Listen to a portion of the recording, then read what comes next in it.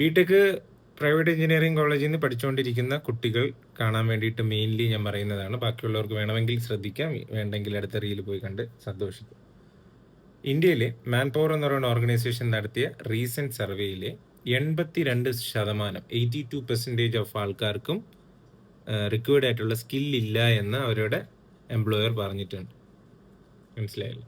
ഇത് കഴിഞ്ഞ 10 വർഷത്തെ കാലയളവിൽ നോക്കിക്കഴിഞ്ഞു കഴിഞ്ഞാൽ 2012 39% നിന്നും കൂടി ഇപ്പോൾ ഒരു 82% വന്ന് നിൽക്കുന്നു.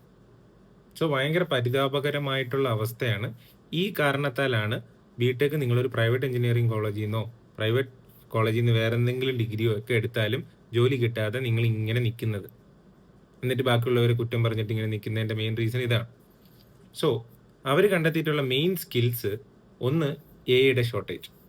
എയുടെ ഷോർട്ടേജ് എന്ന് വെച്ച് കഴിഞ്ഞാൽ എയുടെ കോഡ് എഴുതുക, കുറേ ചുമ്മാ വാരി വലിച്ച് പഠിക്കുക എന്നുള്ളതല്ല.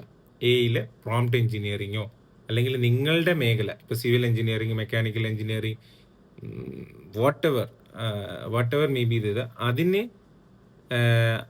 സപ്പോർട്ട് ചെയ്യാനായിട്ടുള്ള എ സ്കിൽസ് ഏതാണെന്ന് കണ്ടെത്തി അതിനെ പഠിക്കാനായിട്ടുള്ള ത്വര നിങ്ങൾക്കുണ്ടാവണം.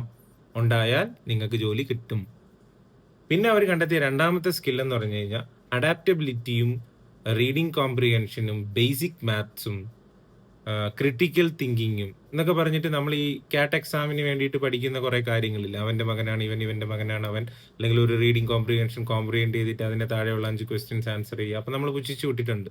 പക്ഷേ ഇതൊക്കെ ഈ ഒരു സ്കില്ലും അഡാപ്റ്റിവിറ്റിയും ഒക്കെ ഉള്ള മനുഷ്യനെ പെട്ടെന്ന് തന്നെ അപ്സ്കിൽ ചെയ്ത് അത്യാവശ്യം 1,50 ലക്ഷം മുതൽ 1 കോടി രൂപ സാലറി കിട്ടാനായിട്ടുള്ള വകുപ്പുണ്ട്. സോ നിങ്ങൾ പഠിക്കേണ്ട കുറേ സ്കിൽസ്, മെയിനായിട്ടുള്ള സ്കിൽസ് എന്ന് പറഞ്ഞു കഴിഞ്ഞാൽ, ഒന്ന് എ. നിങ്ങൾ ഏത് സബ്ജക്റ്റാണോ പഠിച്ചുകൊണ്ടിരിക്കുന്നത് ആ സബ്ജക്റ്റിനെ സപ്പോർട്ട് ചെയ്യാനായിട്ടുള്ള എ മെക്കാനിസം പഠിക്കുക, ഉഴപ്പരുത്. ബേസിക് കമ്മ്യൂണിക്കേഷൻ പഠിക്കുക, ഒരു കാര്യത്തെ റീഡ് ചെയ്ത് അതിനെ കോംപ്രിഹെൻഡ് ചെയ്ത് വളരെ മൈന്യൂട്ടായിട്ട് ഒരു ടീമിന് പറഞ്ഞു കൊടുക്കാനായിട്ടുള്ള കാര്യങ്ങൾ പഠിക്കുക. അഡാപ്റ്റീവ് മെക്കാനിസം പഠിക്കുക, ക്രിട്ടിക്കൽ തിങ്കിങ്ങും പഠിക്കുക. എങ്ങനെ ഒരു കാര്യം പെട്ടെന്ന് പല രീതിയിൽ തിങ്ക് ചെയ്ത് സോൾവ് ചെയ്യാൻ പറ്റും എന്നുള്ളത്. ഇത് പഠിക്കാൻ പറ്റുമെങ്കിൽ nobody can stop you from getting a job.